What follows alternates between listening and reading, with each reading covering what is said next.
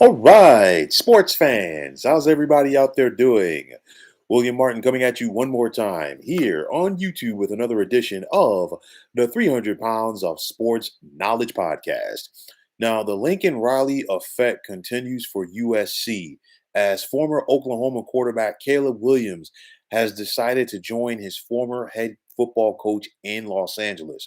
Now, so far in Riley's brief tenure at USC, he's gotten several commits to Oklahoma to flip to USC. But hands down, this is the biggest move that Riley has made so far at SC, as Williams was arguably the most sought after player this year in the transfer portal. Now, not conventionally speaking, but Caleb Williams is going to be able to do his freshman season over. And I know that he had a solid freshman season for Oklahoma. Of course, he overtook Spencer Rattler for the starting position there. And of course, the rest is history. But I say that from the standpoint that, you know what? The Pac 12 teams have not seen him. So now he has that advantage along with having a year under his belt at the D1 level to show what he can do. And obviously, during his time at Oklahoma, Caleb Williams showed that he could play, and he was trending upwards as far as being one of the better quarterbacks in the Big 12. Now he's going to get that opportunity to do that in the Pac-12 conference. Now, we've known this for some time now, but the Trojans are a sleeping giant in the world of college football. And although that Williams is originally from the DC area, his arrival at USC is really going to help to shift the recruiting battle on the West Coast, because I think in the brief time that Lincoln Riley has been the head football coach at USC, it's all about bringing that excitement back to being a part of USC football. And all of a sudden, just like that, you have kids on the West Coast that want to come back and play for USC. And I think that is going to be very important going forward, especially when you get a star like Caleb Williams to show that, you know what, he wants to be a part of the Men of Troy. It's all hands on deck.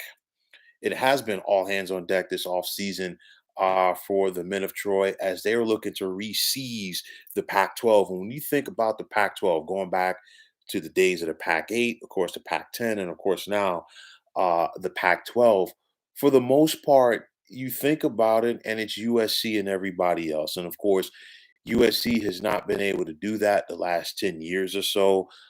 We've seen the Oregons and the Washingtons of the conference really do their thing and seize control. And for USC, they want to get back to that swagger. And if you remember the Pete Carroll era USC Trojans, or the John Robinson, excuse me, era USC programs, those programs basically had a swagger to them. They knew that they were better, and they wanted to go out there and be braggadocious, but also beat you in the process. And I think they have or they're going to have the opportunity to rather to do this with Lincoln Riley at the helm.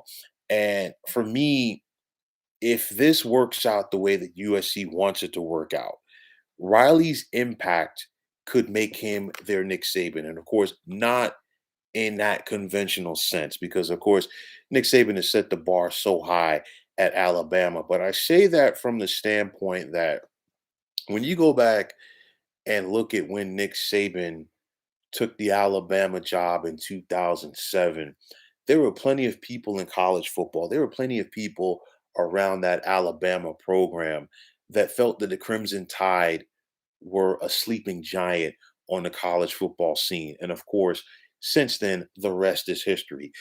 People are hopeful on the West Coast that USC can get back to that, because when you think about USC football, no team has played in a Rose Bowl more than USC. No team has won the Rose Bowl more than USC. That is a big deal for this program. And you figure, you go back to 2016, USC won the Rose Bowl, and we saw them dominate the Pac-10 in the decade of the 2000s. They want to get back to that. They want to get back in that national conversation. And I've said this before, and I'm going to continue to say it. And when you get big time recruits like Caleb Williams, and of course, there were other big time programs that wanted his services. And when he decided to join Lincoln Riley on the West Coast at USC, that's going to be big. And I'll tell you like this: right off of the shoot, because I do expect him to start. Caleb Williams is going to be in the running to be the Pac-12 Conference's Offensive Player of the Year. Make no mistake about it. That's how talented he is, and like I said, the guys in the Pac-12 haven't seen him, so they really don't know what he can and can't do. The excitement is back for SC football.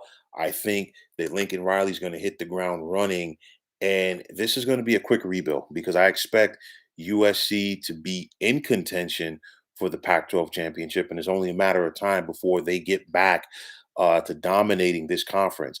But when you go out there and get yourself a player of the magnitude of a Caleb Williams, when so many teams wanted him, when so many uh, high-profile coaches out there in the college football scene wanted him, it showed you. USC, they are serious this offseason. They mean business, and they want to get back to dominating the Pac-12. So, folks, that is going to wrap it up. And as always, I want to take this time out to thank you for tuning into the 300 Pounds of Sports Knowledge podcast here on YouTube. Want to take the time out to thank all of you fine folks out there for tuning in.